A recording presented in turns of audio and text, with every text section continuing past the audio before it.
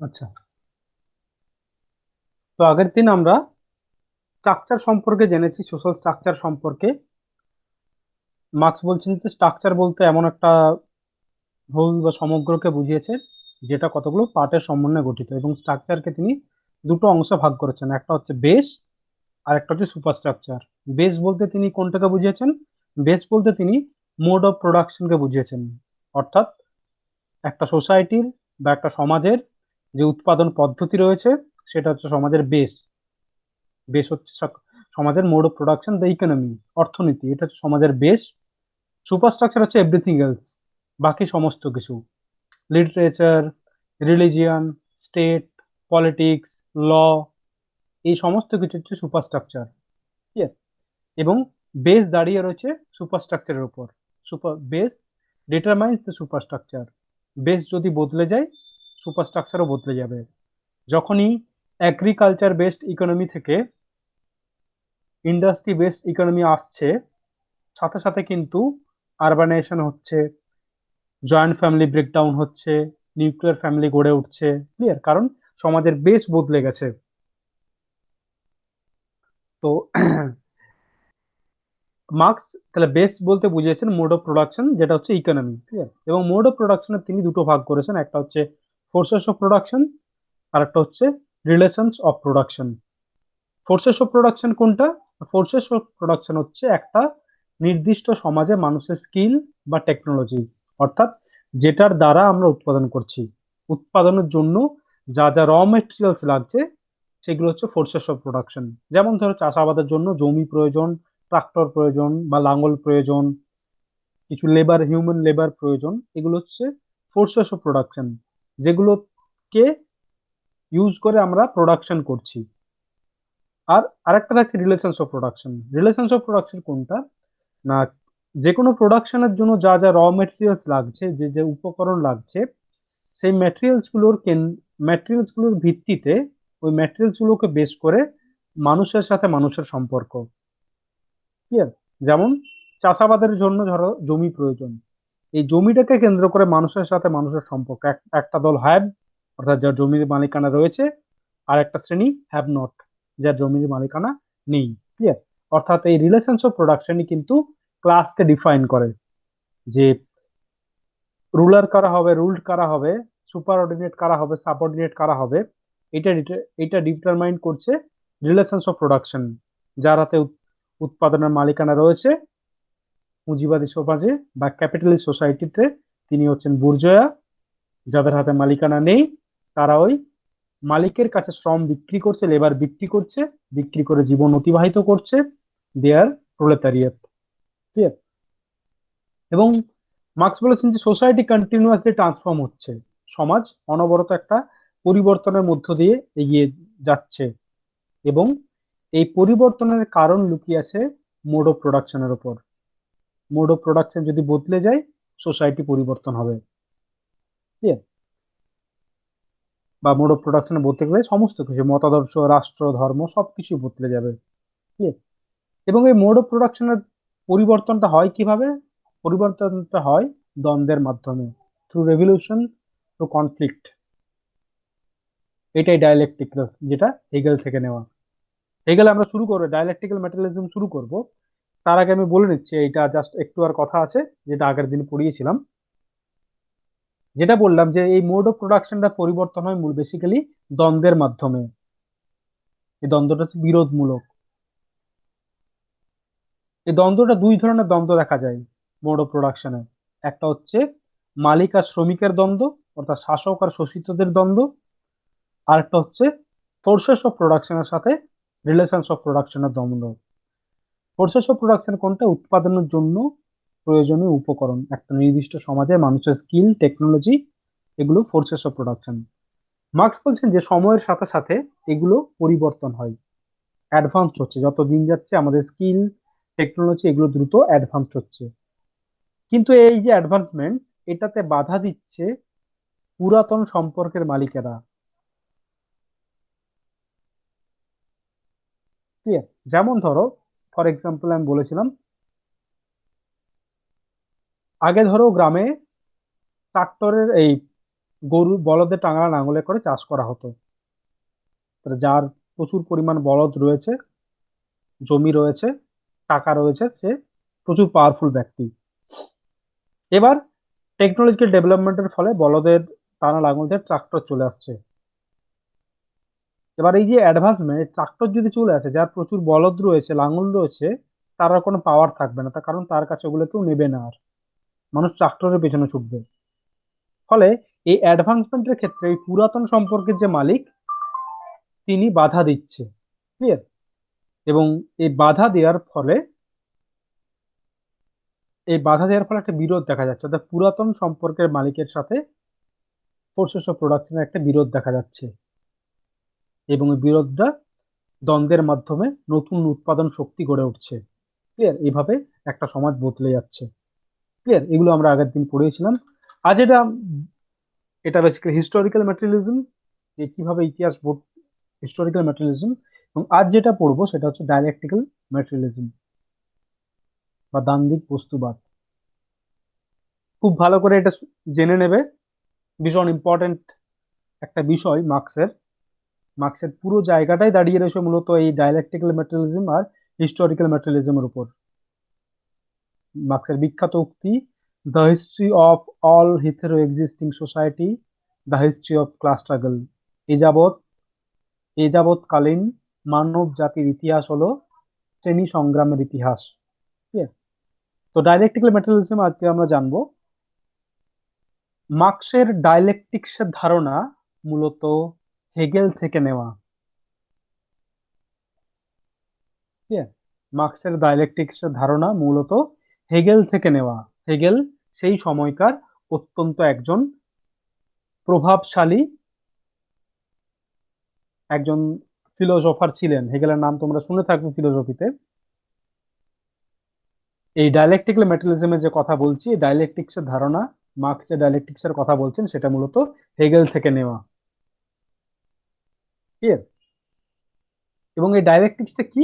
না, হেগেলের ডায়ালেকটিক্স, না, ডায়ালেকটিক্সের তিনটা: একটা thesis, antithesis, synthesis. Thesis, antithesis, synthesis. Thesis কোনটা? থিসিস হচ্ছে ইচ স্টেটমেন্ট অফ ট্রুথ, সেই সমস্ত সেই সমস্ত প্রচলিত ধারণা বা মতবাদ যেগুলোকে সত্য বলে মনে করা হয়, যেগুলো হচ্ছে থিসিস। অ্যান্টিথিসিস কোনটা? তার বিপরীতে উঠে আসা আরেকটা মতবাদ, যেটাকেও সত্য বলে মনে করা হয় বা সত্যের দাবি জানায়। ক্লিয়ার? থিসিস হচ্ছে প্রচলিত মতবাদ, যেটাকে সত্য বলে মানা হচ্ছে, দোজ স্টেটমেন্ট বা স্টেটমেন্ট অফ ট্রুথ। আর অ্যান্টিথিসিস হচ্ছে opposite statement which also truth.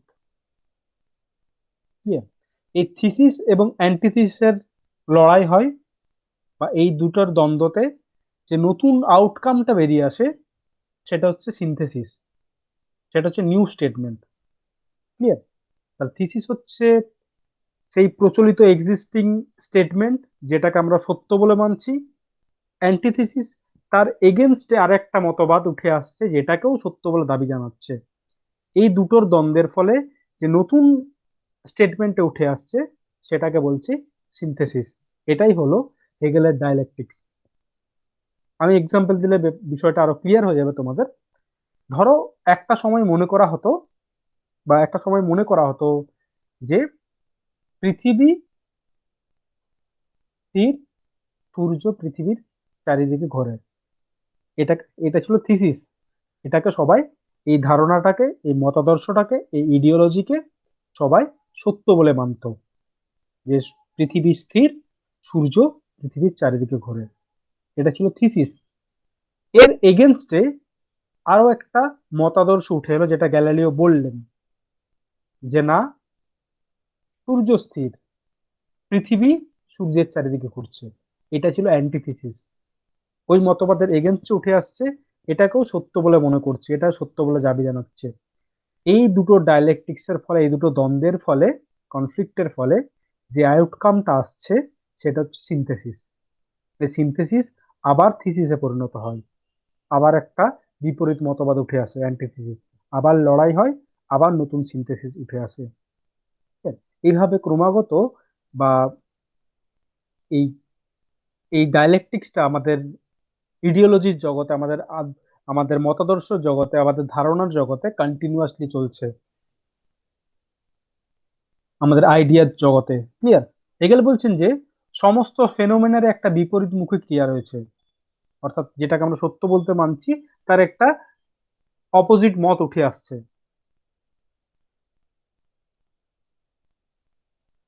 কেউ অহিংস আন্দোলনে বিশ্বাসী, কেউ তার বিপরীতে বলছে না সহিংস আন্দোলনে বিশ্বাসী, অহিংস আন্দোলন দ্বারা কিছু হবে না, সহিংস আন্দোলনের কথা বলছে। একটা থিসিস, তার এগেনস্টটা উঠে আসছে, সে অ্যান্টিথিসিস। দুটোকেই সত্য বলে মনে করা হচ্ছে। থিসিসও সত্য বলে দাবি জানাচ্ছে, তার এগেনস্টে যে মতবাদ উঠে আসছে সেই অ্যান্টিথিসিস, সেটাও কিন্তু নিজেকে সত্য বলে দাবি জানাচ্ছে। এই দুটোর দ্বন্দ্বে যেটা আউটকাম আসছে সেটা হচ্ছে অ্যান্টিথিসিস, সেটা হচ্ছে সিনথেসিস। অর্থাৎ থিসিস অ্যান্টিথিসের দ্বন্দ্বে যে নতুন আউটকাম সেটা সিনথেসিস। এই দ্বন্দ্বতে অনেক সময় থিসিসটাও সিনথেসিস হয়ে যেতে পারে, অ্যান্টিথিসিসটাও সিনথেসিস হতে পারে, অথবা কোনো নতুন ধারণা বা আইডিয়া উঠে আসতে পারে। ক্লিয়ার? এইটুকু বলো, এইটুকু জায়গায় তোমরা বুঝতে পারলে কিনা যে ডায়ালেকটিক্স, হেগেলের ডায়ালেকটিক্স মূলত থিসিস অ্যান্টিথিসিসের লড়াই। এই লড়াইয়ের ফলে যেটা বেরিয়ে আসে সেটা হচ্ছে সিনথেসিস। থিসিস কোনটা? সেই প্রচলিত মতবাদ যেটাকে সত্য বলে মনে করছি, তার এগেনস্টে যেটা উঠে আসছে সেটা হচ্ছে অ্যান্টিথিসিস, যেটাও কিন্তু নিজেকে সত্য বলে দাবি জানাচ্ছে। এই দুটো লড়াইয়ে যে নতুন মতাদর্শ বা নতুন আইডিয়া বেরিয়ে আসছে সেটা হচ্ছে সিনথেসিস। ক্লিয়ার? হেগেল বলছেন যে এই ধারণাগুলো, এই আইডিয়াগুলো সবসময় অ্যাক্টিভ থাকে, ক্রিয়াশীল থাকে, এবং আমাদের যুক্তিকে এগিয়ে নিয়ে চলে। এবং একই সাথে আমরা ইতিহাসের সাথে সাথে আমরা আরো যুক্তিবাদী হয়ে উঠছি। কিভাবে? এই থিসিস আর অ্যান্টিথিসিসের লড়াইয়ের ফলে। একটা ধারণা ছিল আজ থেকে 500 বছর আগে, সেটার এগেনস্টে আরেকটা ধারণা উঠে আসছে, সে দুটোর লড়াই হচ্ছে, আবার নতুন ধারণা উঠে আসছে, অ্যান্টিথিস, সিনথেসিস। সিনথেসিস যখনই উঠে আসছে, সবাই সেটাকে মেনে নিচ্ছে, একসেপ্ট করছে, তখনই সেটা কিন্তু থিসিসে পরিণত হচ্ছে, আবার তার এগেনস্টে আর একটা মতাদর্শ উঠে আসছে। এইভাবে আমরা ইতিহাসের সাথে সাথে যে ধারণাগুলো ক্রিয়াশীল রয়েছে, যে ডায়ালেকটিক্সটা চলে আসছে, এর দ্বারাই কিন্তু আমরা ক্রমাগত আরো যুক্তিবাদী হয়ে উঠছি, আমরা আরো যুক্তিবাদী হয়ে উঠছি। ক্লিয়ার? এবার এটুকু বলো, তোমরা বুঝতে পেরেছো কিনা?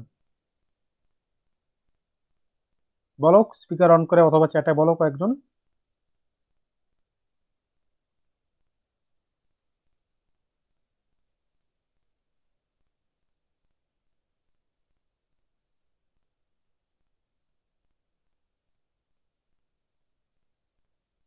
আচ্ছা, সিনথেসিস হচ্ছে যে আউটকামটা, কমিউনিজমকে সিনথেসিসের এক্সাম্পল হিসাবে। আচ্ছা, ঠিক আছে, বলছি আমি, দাঁড়াও, সায়ন কি লিখলো দেখে নি, তারপরে বলছি আমি, দুজনকে অ্যান্সার বলছি। সিনথেসিস হিসাবে, এক্সাম্পল হিসাবে ইউজ করা যাবে, হ্যাঁ ওটা বলছি। সায়নের অ্যান্সারটা বলছি, আগে শতরূপকে বলে নিই। সিনথেসিস হচ্ছে যে রেজাল্টটা বেরিয়ে আসছে সেটা সিনথেসিস। অর্থাৎ ধরো আমি নেতাজিতে বিশ্বাস করছি, আমি বলছি নেতাজি আমার কাছে আইডিয়াল। ঠিক আছে? এবং শতরূপা বলছে যে না, আমার কাছে গান্ধীজি আইডিয়াল। তাহলে আমার কাছে থিসিস হচ্ছে নেতাজি, তোমার কাছে থিসিস হচ্ছে গান্ধীজি। এই গান্ধীজির ইডিওলজি আর নেতাজির ইডিওলজির মধ্যে কনফ্লিক্ট হচ্ছে, তারপর দুজনে কনফ্লিক্টে গিয়ে কোনো একটা রেজাল্ট বেরিয়ে এলো। হয় তুমি নেতাজির কথাটাই মেনে নিলে, বা আমি গান্ধীজির কথাটা মেনে নিলাম, বা দুটোর মাঝামাঝি একটা জায়গায় এলাম যে হ্যাঁ, সব জায়গায় ভায়োলেন্স ঠিক নয়, ভায়োলেন্স দ্বারা সবকিছু হবে না, আবার পুরোপুরি সহনশীল হয়ে গেলেও কিন্তু কখনো কেউ ছেড়ে আসবে না, কেউ স্বাধীনতা এমনি এমনি দিয়ে দেবে না। আবার গান্ধীজির কথাটাও ঠিক, যে চোখের বদলে চোখ দিলে কিন্তু সারা পৃথিবী অন্ধ হয়ে যাবে। অর্থাৎ সিনথেসিস হচ্ছে কনক্লুশন। বোঝা গেল যে একটা সময় মনে করতো যে পৃথিবী স্থির, সূর্য পৃথিবীর চারিদিকে ঘোরে, এটা থিসিস, সবাই ভাবতো এটাই সত্য। এর বিপরীতে গ্যালিলিও বললেন না, এটা ভুল, সূর্য স্থির, পৃথিবী চারিদিকে ঘোরে, সেটা অ্যান্টিথিসিস। গ্যালিলিওর সাথে ওই পোপেদের যে মতাদর্শ, যে আইডিয়া, তার সাথে গ্যালিলিও আইডিয়ার একটা কনফ্লিক্ট হলো, যে রেজাল্টটা বেরিয়ে এলো সেটা হচ্ছে সিনথেসিস। সবাই মেনে নিল না, সব পরীক্ষার দ্বারা প্রমাণ হলো যে গ্যালিলিও যেটা বলেছিল সেটাই ঠিক, অর্থাৎ পৃথিবী সূর্যের চারিদিকে ঘোরে, এটা সিনথেসিস। এটা যখন একসেপ্টেবল হয়ে গেল, সেটা আবার থিসিস হয়ে গেল সিনথেসিসটা।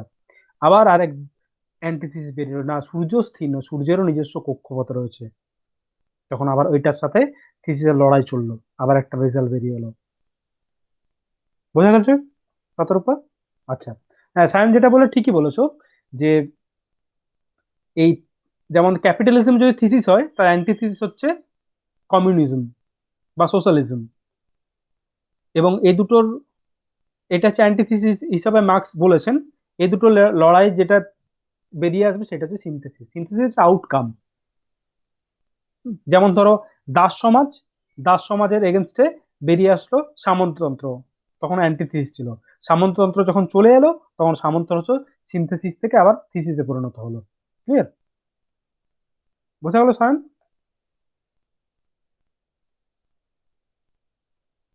ওকে। এবার হেগেলের সাথে হেগেলের সাথে আমরা মার্কসের ফারাকটা জানবো এবার। তাহলে হেগেলের যে ডায়ালেকটিক্স এর ধারণা, সেটা মূলত ডায়ালেকটিক্যাল আইডিয়ালিজম বলা হয়। হেগেলের ডায়ালেকটিক্সকে ডায়ালেকটিক্স আইডিয়ালিজম বলা হয়। ক্লিয়ার?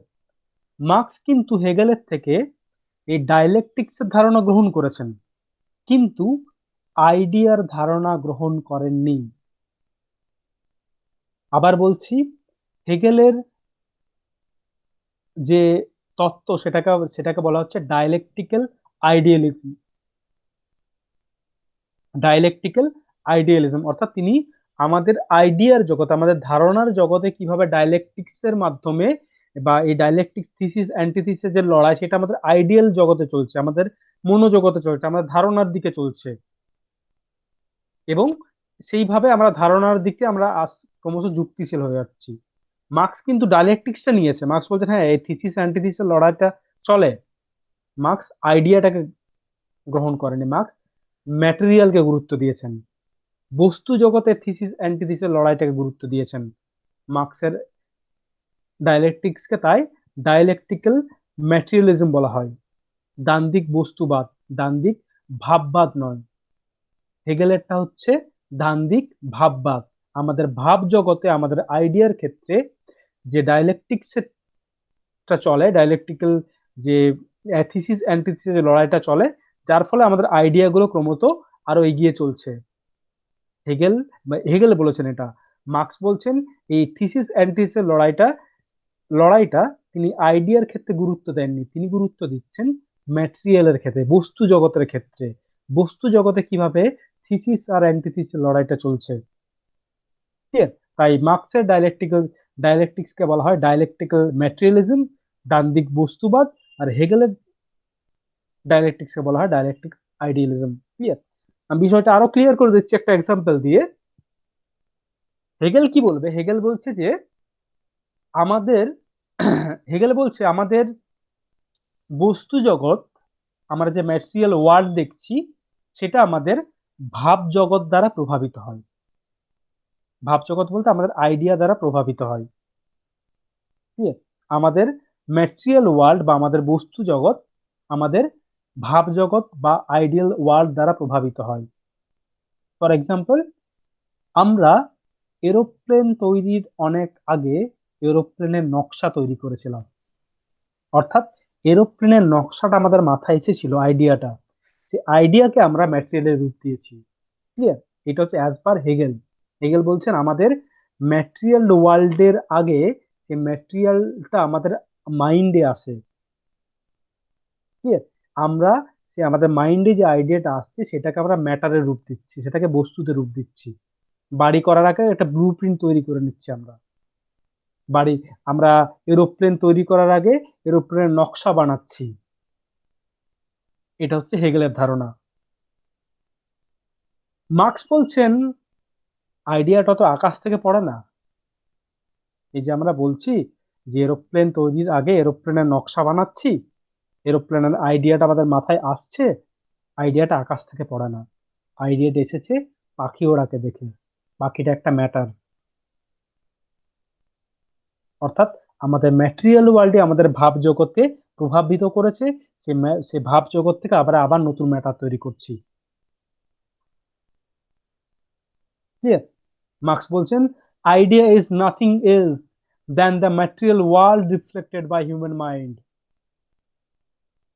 যে আমরা, হেগেল বলছেন যে আমরা এরোপ্লেন তৈরির অনেক আগে এরোপ্লেনের নকশা বানিয়েছিলাম।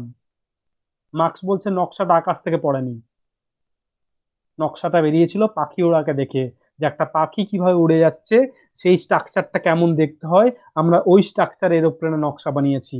অর্থাৎ আমাদের ম্যাটেরিয়াল থেকেই কিন্তু ম্যাটেরিয়াল ওয়ার্ল্ড আমাদের আইডিয়াকে প্রভাবিত করে। Idea is nothing else than the material world reflected by the human mind. Clear? ঠিক মার্কস বলছেন যে matter is not a product of mind, on the contrary mind is the simply most advanced product of matter. আমাদের মস্তিষ্কই ম্যাটারের সব থেকে advanced product. বস্তু জগতের সব থেকে অ্যাডভান্সড প্রোডাক্ট হচ্ছে আমাদের মস্তিষ্ক।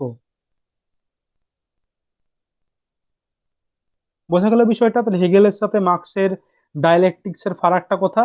হেগেল ডায়ালেকটিক্যাল আইডিয়ালিজমের কথা বলেছেন। আমাদের আইডিয়ার ক্ষেত্রে আমাদের ভাব জগতের কি ডায়ালেকটিক্সটা কিভাবে দেখা যায়, কিভাবে থিসিস সিনথেসিসের লড়াইটা চলে, মার্কস সেটা ম্যাটারকে বেশি গুরুত্ব দিয়েছেন, বস্তুকে বেশি গুরুত্ব দিয়েছেন, ম্যাটেরিয়ালকে বেশি গুরুত্ব দিয়েছেন। মার্কস, হেগেল বলছেন যে আমরা এরোপ্লেন তৈরির অনেক আগে এরোপ্লেনের নকশা বানিয়েছিলাম। মার্কস বলছেন নকশাটা আকাশ থেকে পড়ে না, আইডিয়াটা আকাশ থেকে পড়ে না, এরোপ্লেনের নকশা আমরা পাখি ওড়াকে দেখে তৈরি করেছিলাম। ক্লিয়ার? অর্থাৎ আমাদের বস্তু জগতই আমাদের ভাব জগৎকে প্রভাবিত করে। বোঝা গেল বিষয়টা? বলো এবার তোমরা, তারপর আমি বলছি পোস্টুলেট গুলো ডাইরেক্টলি মেথডের।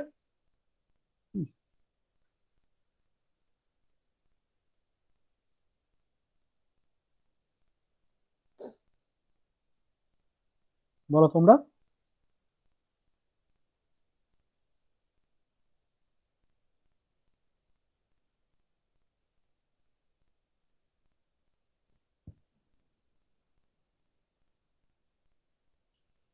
চ্যাটে লেখো বা স্পিকার অন করেও বলতে পারো। না বললে আমি কিছু বুঝতে পারছি না তোমরা আদৌ বুঝতে পেরেছো আর শুনতে পাচ্ছ কিনা।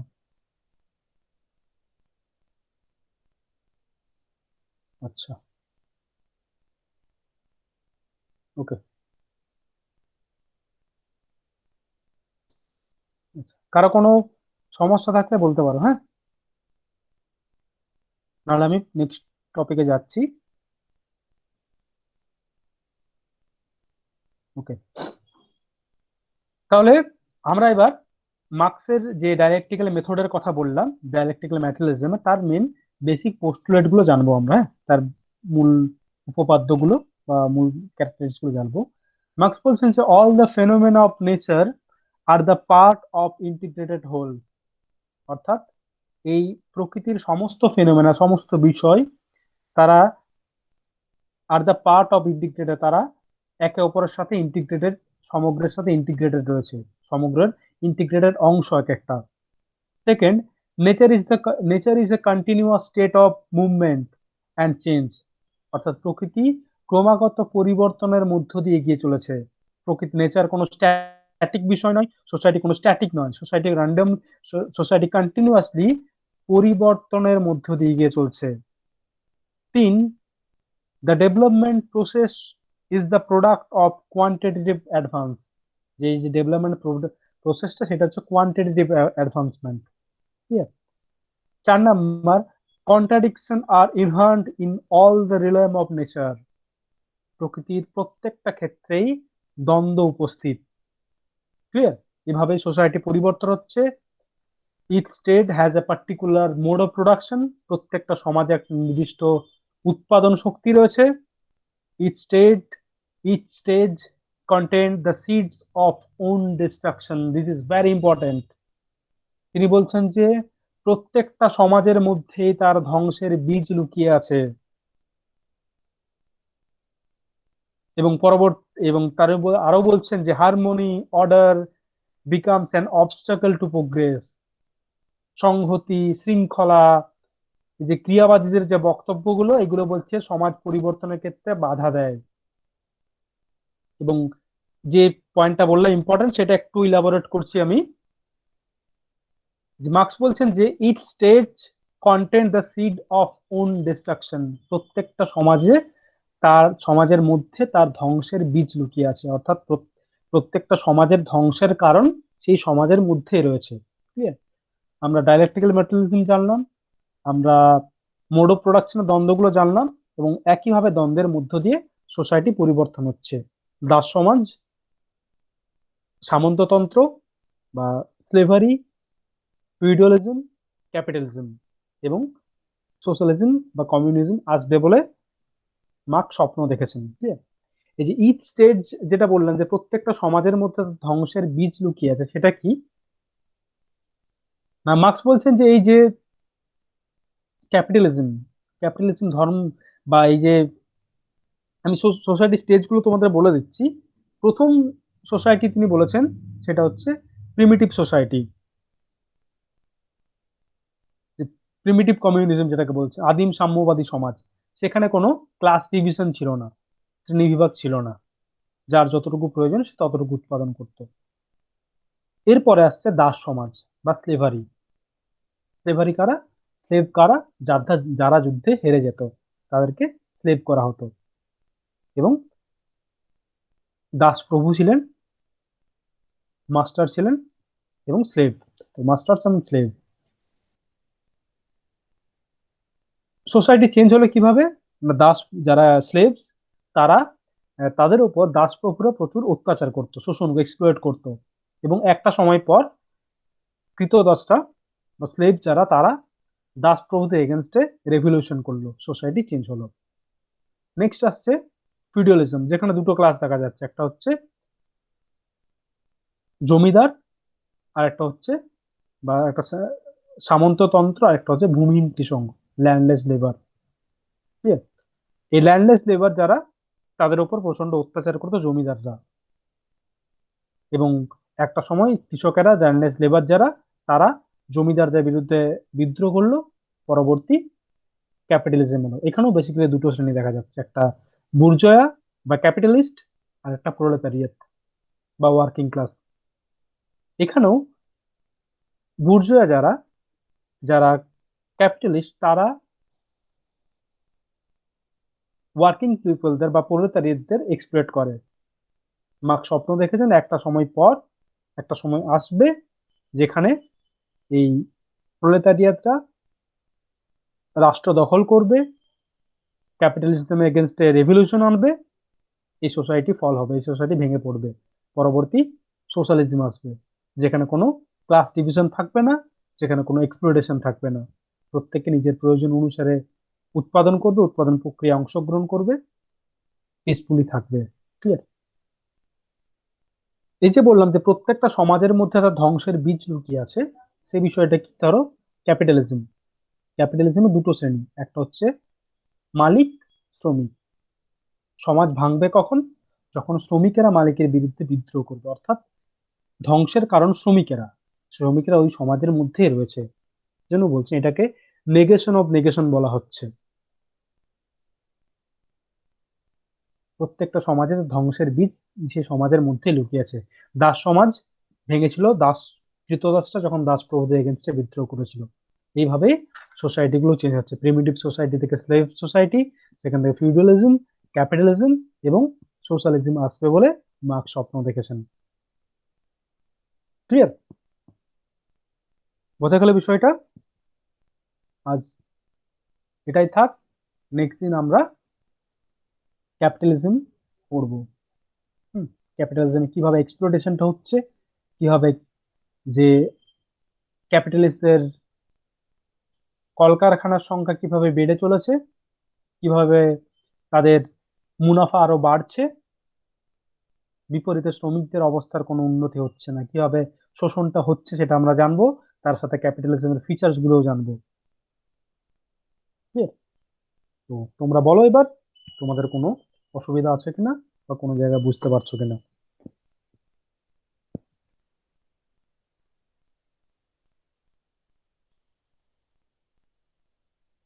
বলো এবার, স্পিকার অন করে বলতে পারো।